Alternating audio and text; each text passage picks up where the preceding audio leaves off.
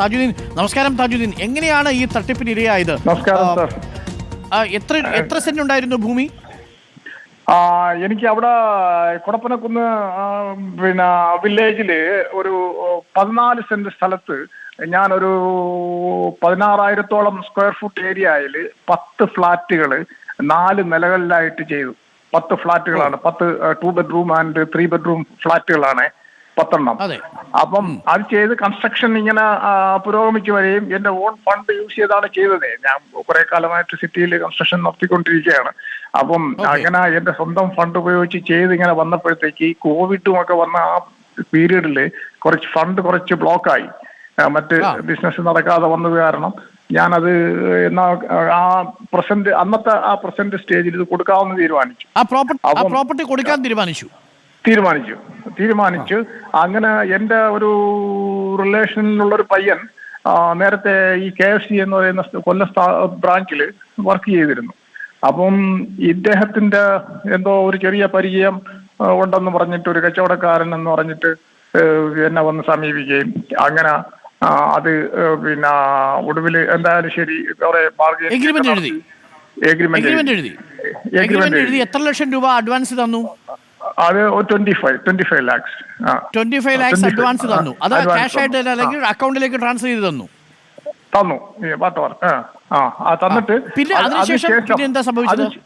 അതിനുശേഷം ഒരാഴ്ച കഴിഞ്ഞിട്ട് എന്നോട് മറ്റേ പയ്യനുമായിട്ട് വന്നിട്ട് പറഞ്ഞു, നാളേക്ക് ഞാൻ നിങ്ങളുടെ അതായത് 7 മാസത്തെ കാലാവധിക്ക് അതിലാണ് ഈ എഗ്രിമെന്റ് എഴുതുന്നത്. 7 മാസത്തിനകം ഔട്ട്റൈറ്റ് ആയിട്ട് എഴുതിയെടുത്തോളാം, പ്രോപ്പർട്ടി അസിറ്റീസ് എഴുതിയെടുത്തോളാം എന്ന് പറഞ്ഞിട്ടാണല്ലോ എഗ്രിമെന്റ് വെച്ചത്.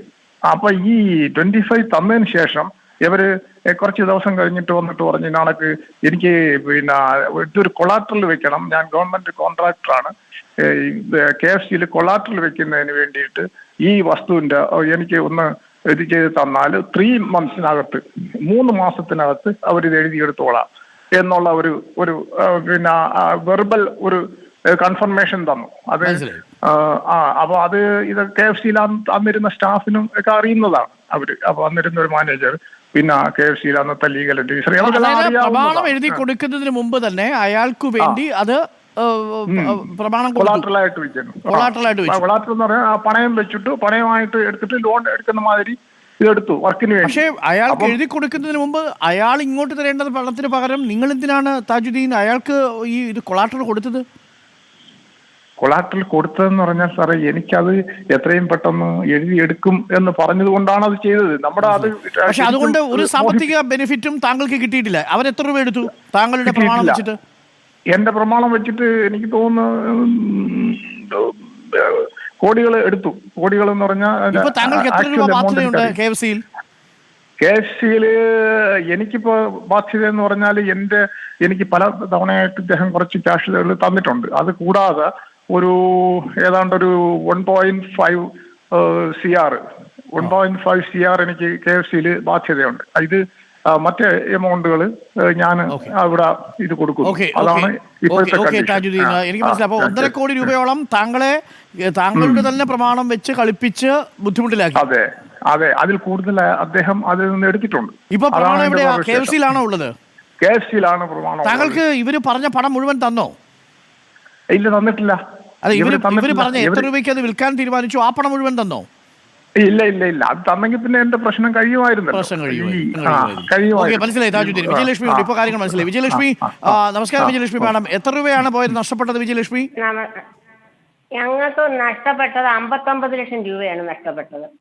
ഇപ്പം ആദ്യം 40 ലക്ഷം തന്നു, പിന്നീട് പൈസ ഒന്നും തന്നിട്ടില്ല അല്ലേ? പിന്നീട് ആകെ 40 ലക്ഷം രൂപ അവർ തന്നതിൽ നിന്ന് ഈ 3ാം സ്ഥാനമായിട്ട് നിന്ന ഒരു പ്രേംജിത്ത് കുമാർ എന്ന് പറഞ്ഞൊരു അഡ്വക്കേറ്റ് ഉണ്ടായിരുന്നു. പുള്ളി ഒരു 15 ലക്ഷം അധികം നമുക്ക് പിൻവലിച്ചു. മനസ്സിലായി. അപ്പൊ ഇവരോടൊക്കെ ചോദിക്കുമ്പോ എന്താ പറയുന്നത്? അവര് പറയുന്നത് ഇന്ന് തരാം, നാളെ തരാം, മറ്റന്നാൾ തരാമെന്ന് പറഞ്ഞിട്ട് ഇപ്പൊ വർഷം എത്ര നാളായി ഇങ്ങനെ പറഞ്ഞിട്ട്? ഇപ്പം ഇപ്പൊ വിളിച്ചാലും അവർ പറയുന്നത് 2 ദിവസത്തേക്കകം തരാം. ഇപ്പൊ വിളിച്ചാലും പറയും 2 ദിവസത്തേക്ക്. ഇപ്പൊ കുറെ നാൾ കൊണ്ട് ഫോൺ എടുക്കത്തില്ല അവര്. എത്ര നാളായി കാണും ഈ തട്ടിപ്പ് തുടങ്ങിയിട്ട്? ഇതിപ്പം 2022 നമ്മളോട് അഗ്രിമെന്റ് ശരി, മനസ്സിലായി. അത്രയും തുടങ്ങിയ കാലമാണ്. പരാതി ഒരുപാട് പോയി. Thank you Vijayalakshmi, thank you Tajuddin. ഇപ്പോൾ പരാതി ഒരുപാട് പേർക്ക് കൊടുത്തു എന്നിട്ടുമില്ല. ഒരു വലിയ മാഫിയ സംഘമാണെന്ന് സംശയിക്കേണ്ടിയിരിക്കുന്നു. എന്താണല്ലേ എഴുതാന്ന് പറഞ്ഞ് എഗ്രിമെന്റ് വയ്ക്കുക, എഗ്രിമെന്റ് വെച്ച് കഴിഞ്ഞ് കുറച്ച് പൈസ കൊടുക്കും, അതിനുശേഷം ബാക്കി പൈസ കിട്ടണമെന്നുണ്ടെങ്കിൽ ഞങ്ങൾക്ക് കൊളാട്രൽ ഇത് വെക്കാൻ വേണ്ടിയിട്ട് സെക്യൂരിറ്റി ആയിട്ട് ഇത് തരണമെന്ന് പറയും. ആ പ്രമാണം ഈ പാവപ്പെട്ട മനുഷ്യർ കൊണ്ട് കൊടുക്കും. അതിൻ്റെ പേരിൽ അവർ കോടികൾ അടിച്ചുകൊണ്ട് പോകും. പിന്നെ ഫോൺ എടുക്കില്ല. ഇതാണ് അവസ്ഥ. അപ്പോൾ ഒരു വലിയ തട്ടിപ്പ് സംഘം ഇതിന് പിന്നിലുണ്ട്. പാവപ്പെട്ട മനുഷ്യരുടെ പണമാണ്, അവരുടെയൊക്കെ വസ്തുവാണ് ഇപ്പോൾ KFCയുടെ കയ്യിലിരിക്കുന്നത്. ഇത് KFC അറിഞ്ഞുകൊണ്ടാകണമെന്നില്ല. പകരം ഇത് ചില മാഫിയ സംഘങ്ങൾ നടത്തുന്ന നീക്കമാണ്. ഒരു കാരണവശാലും നിങ്ങളുടെ പ്രമാണം, നിങ്ങളുടെ സ്വത്തുക്കൾ, നിങ്ങളുടെ പൂർണ്ണമായിട്ടുള്ള അനുമതിയില്ലാതെ കൊളാട്രൽ സെക്യൂരിറ്റിക്ക് വേണ്ടി ഏതെങ്കിലും സ്ഥാപനത്തിൽ കൊടുത്ത് നിങ്ങൾ പണി വാങ്ങരുത് എന്നതാണ് ഇതിൻ്റെ സന്ദേശം കൂടി.